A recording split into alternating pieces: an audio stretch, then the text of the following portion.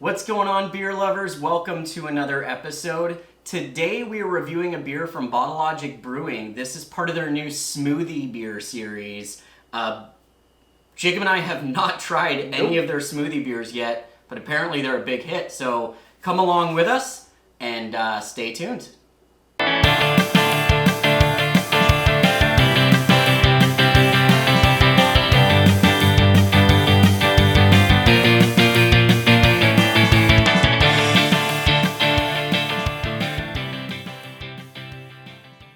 Hey, welcome back to another episode, beer lovers. I'm Jeff. And I'm Jacob. And today, like I said, we are reviewing a beer from Bottle Logic Brewing. This is called Out of Office. It's a smoothie-style Berliner with guava, passionfruit, pineapple, and marshmallow. It is 7.3%. They came out with their first smoothie-style beer a couple months ago. Jacob and I both missed it, just kind of sat on it too long and never actually ordered them. And Untapped was going nuts over this beer. And I told myself, well, I can't miss another release. I gotta review one of these. And I was super excited when I saw the fruits that were in this beer, because they're some of my favorite. I'm curious, what was the first one? It was toes to the nose or something like that. It had something to do with toes and nose. Sure. But it was a mango smoothie. Ah, that'd been good too. Yeah. And people were talking about just, how clean it was. It wasn't overly sweet. It wasn't overly tart. Super fruited. Okay. For those of you who are watching outside of California, I'm not honestly very sure how popular these fruited beers are in other areas. But here, people are all about it. Most breweries call them like juice box beers or just fruited beers, but it's basically like they jam-pack the damn thing with as much fruit as they can fit in that fermenter. So what you're getting is just straight up fruit. I don't even know if it tastes like beer. I guess we're gonna find out in a second. So with that being said, you ready, Jacob? Oh, I'm ready. All right, let's have some beer. Let's have some beer. A few moments later. Alright guys, so the beer is poured, and the first thing I notice is that color. This has definitely got guava in it, and it's thick. Straight Kern's nectar.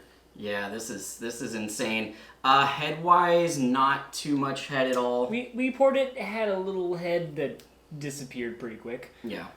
That's not really very surprising for this kind of beer. Another thing that I find hilarious is that... if any of you guys are NPR fans and ever listen to Wait, Don't Tell Me, smoothie beers have become so popular that they ended up on that show. Oh, like as a question? As like a quiz question? Yeah, wow. about a brewery that had to release a disclaimer about their cans blowing up. I'm sure you guys have heard that story. But I just found that was hilarious that this very non-craft beer related show took notice of it, and that the point of the game was to call out which of these ridiculous news stories is actually true, and that was the true one. Great. Craft beer in the news. That's not how I want it. This one didn't explode though. I'd like to call attention for Bottle Logic for that, doing a good job of making a non-explodable beer. Also, keeping it cold helps a little bit. Yes. So it doesn't re-ferment. It went straight to my fridge after I got it. True, but I feel like a big part of that is also just Bottle Logic knows what they're doing. That's true.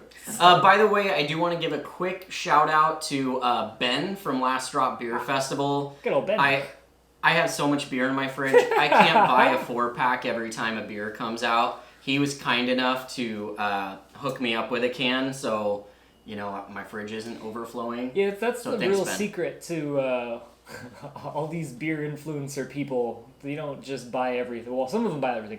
Most of us go splitsies.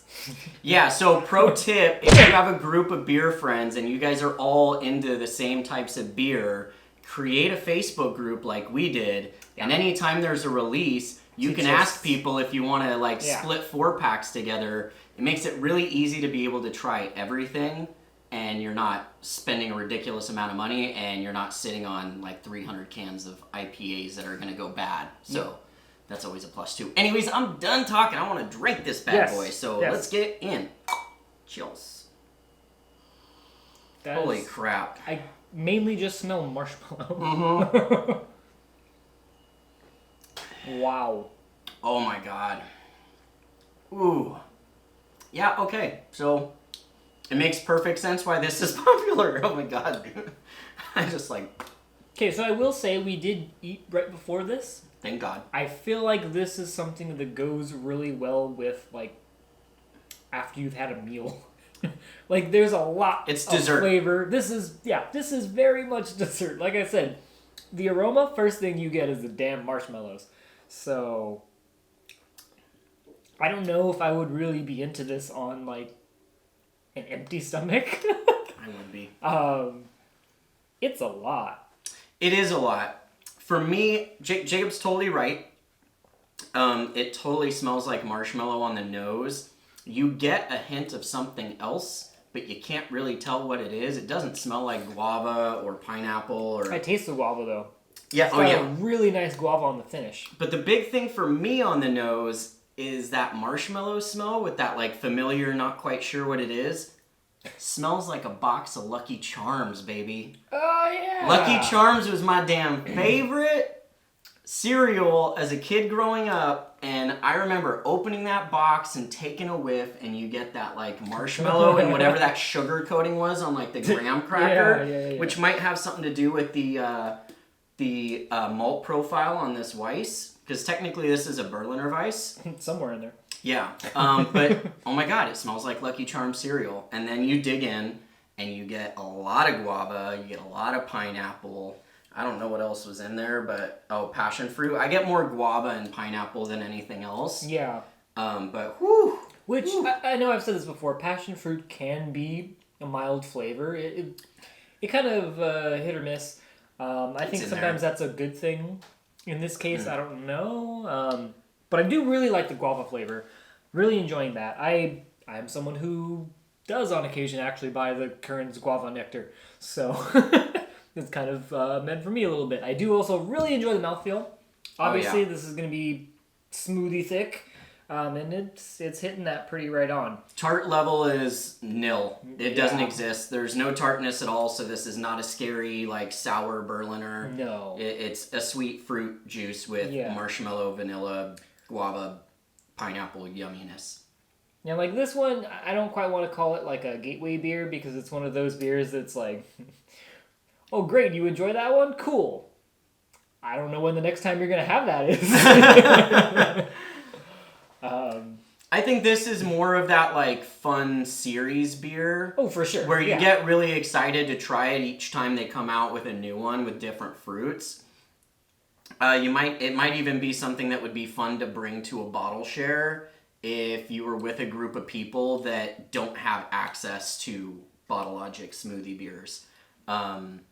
This makes me curious to try more smoothie beers, because to be honest, I've been steering clear just because it seems really hype, and it feels like they're pushing away from, like, actual craft beer, which, to be honest with you, this tastes more like fruit juice than it does craft beer.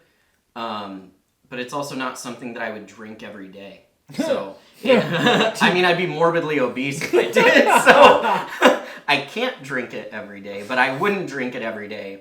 However, this is something where it's like, if I went to the brewery, which currently Bottle Logic is open again for outside seating, and if they had this on tap, I would probably do at least like a taster of it. I mean, it depends on how full I was. But. Yeah, they are really good summer beers because it's like having a smoothie on a hot summer day. Like there's whole chains of businesses that have been successful purely on that alone.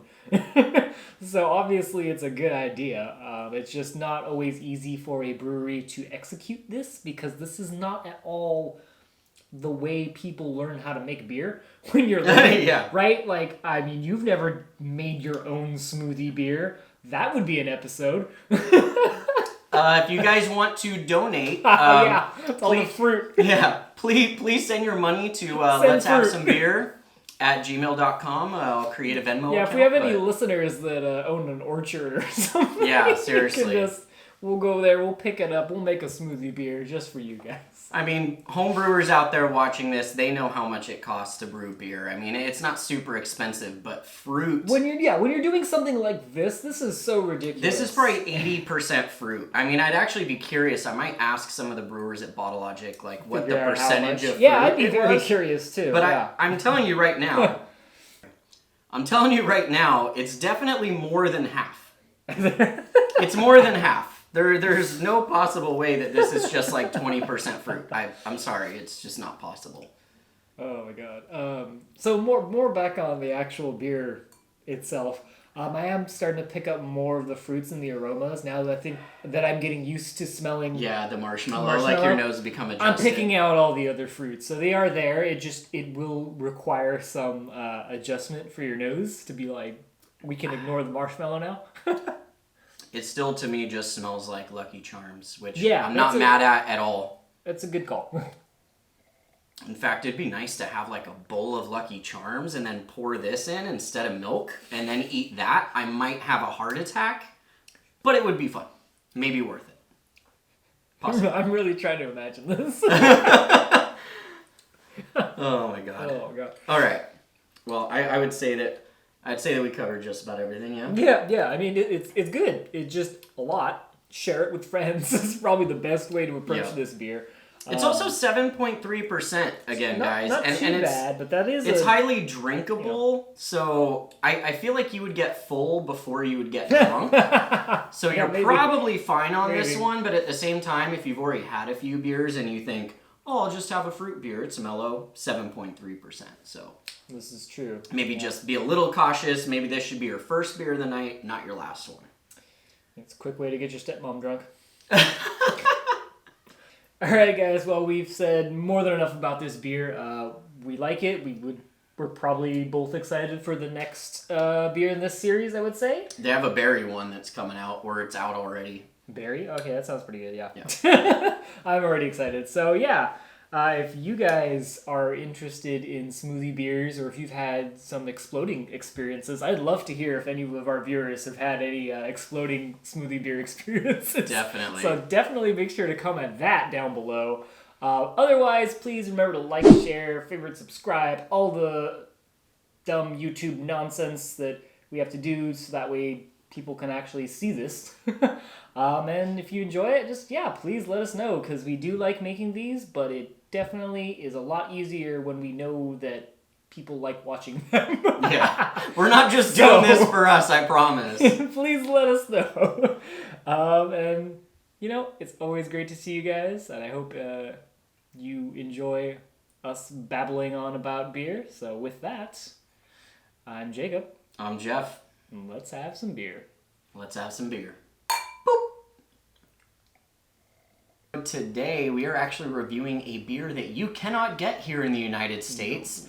It is one of the rarest beers in the world. This is Westvleteren 12.